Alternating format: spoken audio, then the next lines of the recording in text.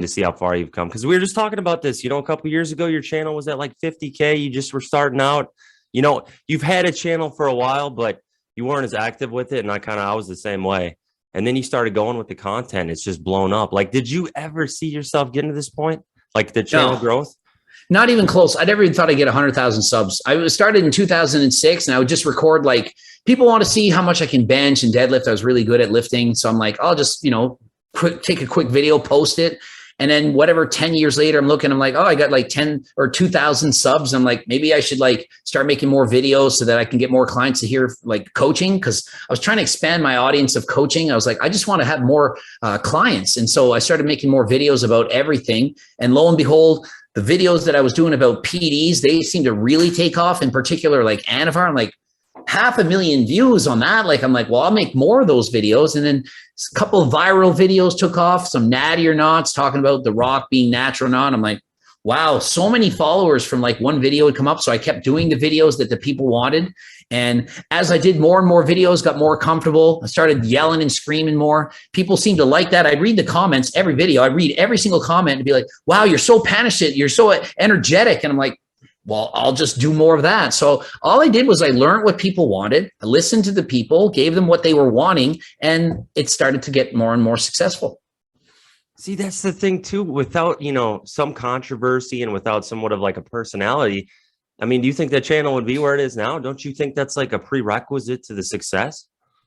Well, personally, I thought, well, I had the background. I had the pro card, the strength from the past, and I had the education. But a lot of people are smart. And I watch a lot of channels. I'm like, that guy's really good. I can tell they know what they're talking about, but I'm bored to shit listening to them. I'm like, no. So I was like, I have to try and stand out and give something interesting and exciting. And I used to be a school teacher, and I'd watch the kids in the class and I'd be like, they're so bored right now. And then every now and then I'd scream or say something foolish, and then they'd all start laughing or listening. And I'm like, oh, there we go. They're awake again. So I find with videos, it's just trying to keep people entertained while at the same time giving them quality information. If you can do both, you're definitely going to do something on YouTube.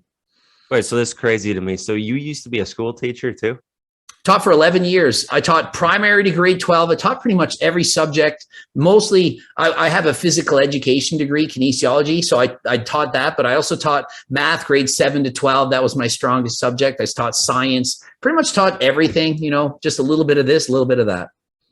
That's crazy because it makes total sense. Like, I remember being in school and being bored and everything, and, teachers going on and on, but you're not like, none of it's sticking with you. But the teachers who, made things interesting, were funny, had a personality, that's what you remember. So it's kind of cool because you like applied that now to your YouTube channel in a sense. And it's funny. I used to like teaching little kids the most, like grade primary and one, phys ed in the gym. I'd go in there and it was like I was Santa Claus every day. I could act like a kid. I could be silly and joke around. And like little kids are not like adults. They're always so excited to do stuff. By the time you get to like grade 7, I don't want to play in gym. They have gym clothes and you just hate it. But the little kids in gym, I could do anything, any tagging. I could make up games on the spot. Just had a great time. And so YouTube kind of became like that for me because rather than teaching young people, I just taught older people. So same kind of feeling I got teaching kids, I get from teaching on YouTube. What was the last year you were teaching? 2011. Okay, so it's been a while. Wow, I didn't realize that. And then you kind of like segued into coaching from that point? Once I got my pro card, I tripled the amount of people that wanted my coaching, even though I didn't know more just because I was a pro. But as soon as you get that pro card, it's almost like getting a PhD. It's like people assume you know more. It's like, hey, here's my FBB pro card. Wow, I want to hire you now. And so as soon as I did that, coaching tripled. I was making way more money, getting way more clients, was coaching everyone. At one point, I had over 60 clients at the same time. Just mind blowing. I remember one Christmas, 16 clients. I was doing 16 coaching plans. It was like the new year. Everyone's starting to buy coaching plans. I was so busy working 16 hours a day. And so I've always been a hard worker, whether it was sports or school. And so with YouTube, doing 15 videos a week, I was just able to get, geez, there's dogs barking everywhere. I can't even hear them. They're good. It's in my house. But yeah, with YouTube, I was just able to apply that same work ethic from doing like coaching plans and studying in school and stuff. And so being able to work really hard, I find if you work really hard for something, you're bound to get success. Now, okay, so I know you've cultivated this personality. You're very outgoing, you have the personality on YouTube. Is that it reminds me of, have you heard of Colby Covington from the UFC? Oh yeah, absolutely.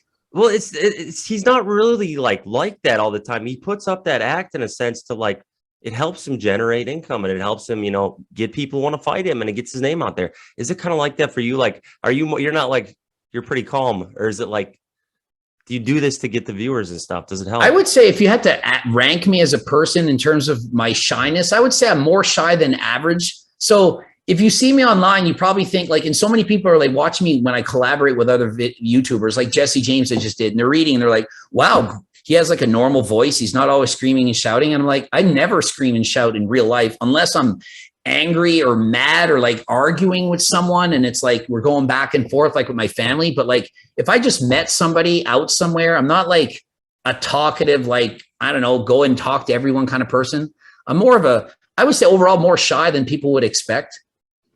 Is that tough then? Because you always have to be on for your videos. You always have to have that personality. I don't find it tough because like you got to think, I went to school and I'm a school teacher. I have no experience with children. Like I'm not like, oh, you know what I mean? Like I'm comfortable with kids. And you walk into a classroom and you got 20 kids staring at you in junior high. And you're like, now you're like, you have to tell everything and run the show. And I'm like, I have no comfort at all. I don't feel I'm just standing there and I'm like, when I was in high school, I said, I got to stop giving a shit about what people think. And so as soon as you start thinking, I'm going to be worried about what they're going to say and what they're going to do, it just slows you down. So I'm just like, whatever, worst that can happen, I get fired as a school teacher because I didn't do a good job. So then I just kind of walk in and I just do my job and I just put on a show. I could be in a horrible mood. Your girlfriend broke up with you. You found out this, you're going to counseling because you're just in a bad space. And I walk into class and does that matter? Do they need to see that? No, like you had the worst day. Your car was like you were robbed. That like it's all happened. Walk in, smile on my face. Let's learn. And I'm inside. I'm like, I just want to go home and cry, but I'm here to teach people, and I'm just doing the best I can. So you just put on a show, and so whatever's going on before a video, it's not like every day I'm in a good mood. Some days I have a shit mood. I sit in front of the video and I'm like, okay, it's time to just not be like that anymore. And so I could be angry, cursing and swearing and walk in front of the camera and be like, okay, let's learn about fitness. You know what I mean? It's just like a switch goes off and you just do what you have to do. So you almost just have to be comfortable being uncomfortable in a sense and just turn it on. You have to be able to turn that on, throw everything out the window, not care what people think. Do you think, like, what would you attribute as the biggest thing to your success on YouTube as far as growing to where you are now? I would say being honest about everything, just being totally like transparent and just saying what I think. And a lot of people say I'm a liar. Oh, you lied about this. You're lying about that. And it's like, I'm just telling you what I think. And so when I make a video, I find it's way easier to just say exactly what I think and not be, I call it lukewarm. Have a strong opinion, good or bad, warm or cold. I'd rather be like strongly opinionated about something and just express myself and give you exactly what I think. Is he natural or not?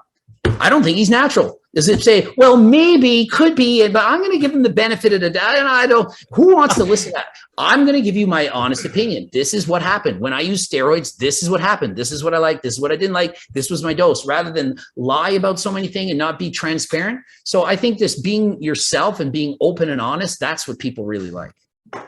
Gosh, see that you're really good at that. I have a hard time with it because I don't, I get worried. I'm like, I don't want to make everyone offended or anything like that. And I know like you have some enemies. Like I know Leo, and I know you don't like Leo. Leo doesn't like you and all that. And so I understand you got to put yourself out there sometimes, but yeah, there's so many dogs bark there, but you probably won't hear. But it's hard to focus. But yeah, you have to just be yourself and not really care about what people think. Like I've always been like that. I've been just like outspoken. I'm the kind of guy that their girlfriends say, "Do I look fat in these jeans?" Yes, you do.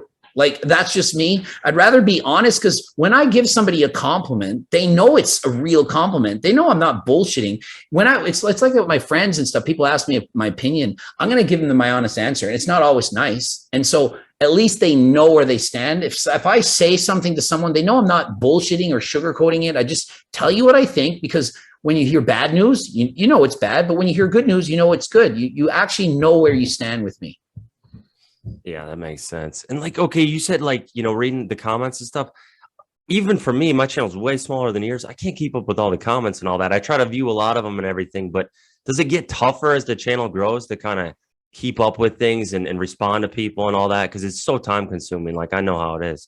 Once I got to 100,000 subscribers, I didn't read nearly, I might read 20% of the comments now. I don't read nearly as much as I used to. Before, I read them all, because the more you engage with them and the more you write back, the better it gets. And so what I did, different than almost any YouTuber, is I'm right in there battling back and forth. They say an opinion and I get back at them. And a lot of people think, oh, he's so offended. He's so butthurt. He's so pissed off. I'm like, no, I'm writing an opinion back because I know that's going to give me more engagement. The more comments you get, the more algorithms help, the more people are going to watch your video. So people will go into my comment section right away. They'll start commenting. I'll write back. We'll get in arguments and fights. And where else can you go where you follow someone, you're a fan of someone, or you're not a fan, you hate them, that you can actually write back? Like, I like The Rock. I like to watch his movies, but I don't think he's natural. I can't write, Rock, you ain't natural. And he doesn't write back and say, Coach Greg, yes, I am. Imagine how fun that would be for me if he wrote back. So I'm thinking in my mind, when I write back to people, they're going to be like, man, this guy's responding. I got him now. And then they go back and forth. And then it's just more interesting.